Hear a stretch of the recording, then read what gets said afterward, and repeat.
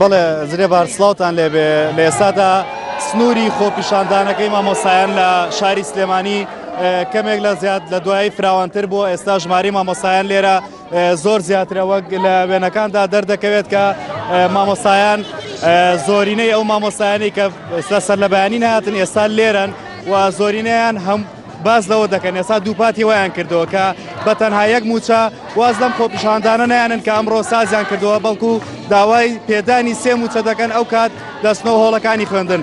زرێبار من دەمەوێت یەکێک لەو مامۆسایانە وەربگرم کە ئەم مامۆسایە دروشمێکی هەڵگرتووە کە نووسێتی نەوت مڵکی هەموو خەڵکە نەک تەنها لایەنێک. بزانم مەبەستی لەم دروشمە چیە و داوای چی دەکات؟ مەبەستمان لەم دروشمەوە ئێمە نزیکەی وا بۆ 4 مانگە چێ موچەمان وەرنەگرتووە داوای بەدەستهێنانی مافەکانی خۆمانەکەین کە بریتێ لە وەرگرتنی موچە.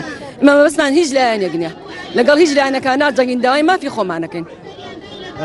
زرێبار خۆپیشاندانەکەی ئەمڕۆ ژمارەیەک لە پەرلەمانتاران و ئەندامانی ئەنجومەنی پارێزگای سلێمانیش هاتنە ناو خۆپیشاندانەکە و لە ئێستادا لێرە ئامادەیان هەیە و پشتگیری لە خۆپیشاندانی مامۆسایان دەکەن. من ئێستا پەرلەمانتار دکتۆر شێرکۆ حەمەئەمینم لەگەڵایە کە پەرلەمانتارە لە پەرلەمانی کوردستان. دکتۆر شێرکۆ ئەمڕۆ هاتە ناو خۆپیشاندانەکە ئایا بۆ پشتگیریکردنی مامۆسایان هاتوونەتە ئێرە یان پەیامێکی ترتان پێ؟ لە ڕاستیان من سەرەتا سەری ڕێز بۆ هەموو شەیدانی پاراستنی کوردستان و تایبەتیەوانی خۆپیشاندانی قەڵاتزێ و ئەو مامۆسایی کە کۆتایی بەژانی خۆیانە دایانەوێنم.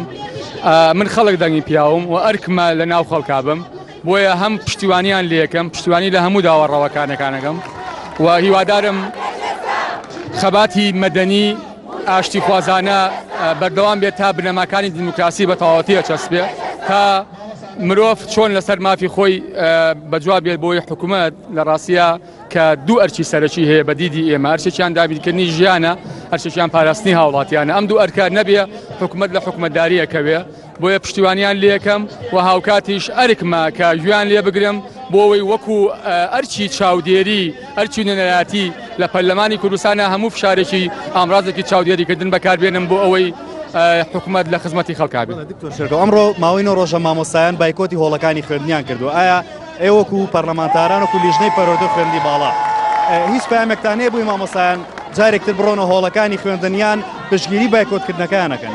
لە ڕاستیە من بۆکوتم ئەرچی حکوومەتە ژیان بۆ خەڵک دابینکە لەبەرەوە ئومێدەوارم حکوومەت زوو بتوانێت خواستەکانیان جێبەجێ بکات و ئێمەش فشارەکەی لەسەرەوەی کە حکوومەت خواستەکانیان جێبەجێ بکات.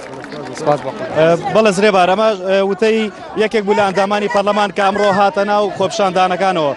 من دەمەوێت یەکێک لە ئەم بەیانیە کە سوکاری خوێنکارێک هاتە ناو خۆپیشاندانەکانەوە پشتگیری مامۆسایانی کرد کە وتی وەکو کە سوکاری خوێنکاران پشتگیری لە داوای ڕەوای مامۆسایان دەکەین. ئەو خاتونێک بوو ئەو لێرە بوو بەڵام دیارە لە ئێستادا دیار نەما بەڵام من دەمەوێت هەندێک لە مامۆسایانی ترتان بۆ بگرم. مامۆستا ئەمڕۆ لە بایکۆت بەردەوامن تاکەی بەردەوامە بن پەیامی ئێوە چییە؟ تا ئەو ڕۆژەی سێ موچەمانەیە لێرە بەردەوام لە خۆپیشاندان واتە بە وەرگرتنی موچەیەک ئێوە پەیامتانە ئیلا سێ موچەکە بێ.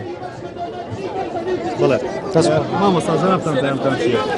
وەڵای لێرەوە داوا لە بەرپرسانی ئەم وڵاتە ئەکەین بەسە بێباشی بەرامبەر بە مامۆستایان بەسە بێخەمی بۆ مناڵەکانی داهاتووی ئەم وڵاتە بەسە بێڕێزیکردن بە مامۆستایان بەسە بێڕێزیکردن بە فەرمانبەران بەسە ئیتر بەسە و تا ئێرە و بەس. مامۆستایەوە وەڵامی پەیامێکی یەکێتی مامۆسایانی کوردستانتاندایە ئەو پەیامەتان چی بوو؟ یەکێتی مامۆسایان داوای چی کردو لێرە؟ من پێم خۆشە لێرە بە هەموو خەڵکی کوردستانی ڕابگەێنم بەوەی کە لێرە بەوەی کە گوێی لە دەنگی کەناڵەکەی ئێوەیە ئێمەی مامۆسایان نوێنەری مامۆسایان خۆیانی نوێنەری هیچ کەس و لایەنێک و هیچ حیزبێک نین هیچ دەستێک لە پشتی مامۆسایانەوە نییە هیچ کەسێک لە پشتی مامۆسایانەوە نییە ئەوەی کە لە پشتی مامۆسایانە تەنیا خوایە و بەس ئەجنا ئەوەی کە لێرەیە مامۆسایان بە ئیرادەی خۆیان بە توانای خۆیان بە پشتیوانی خۆیان هەتا وەکو ئەمڕۆ کە ئێستا چەند ئەندامێکی ئەنجومەنی شارەوە ئەنجومەنی پارێزگای سلێمانی لەگەڵ ئەندام پەرلەمانێکی بەڕێزە هاتوونەتە ئەم پسەرایە هیچ کەسێکی کە تا ئێستا نەهاتوو بەلای ئێمە. بەڵێ زرێبار ئەمەی بینیتان بەردەوامی خۆپیشاندانی مامۆستایانە کە ئەم ڕۆژ وەکو ڕۆژانی تر وا بڕیارە تا 11 نیۆڕۆ لە خۆپیشاندان بەردەوام بن. بەڵێ زۆر سپاسە بۆ هاوکار یاسین پەیامدێرمان لە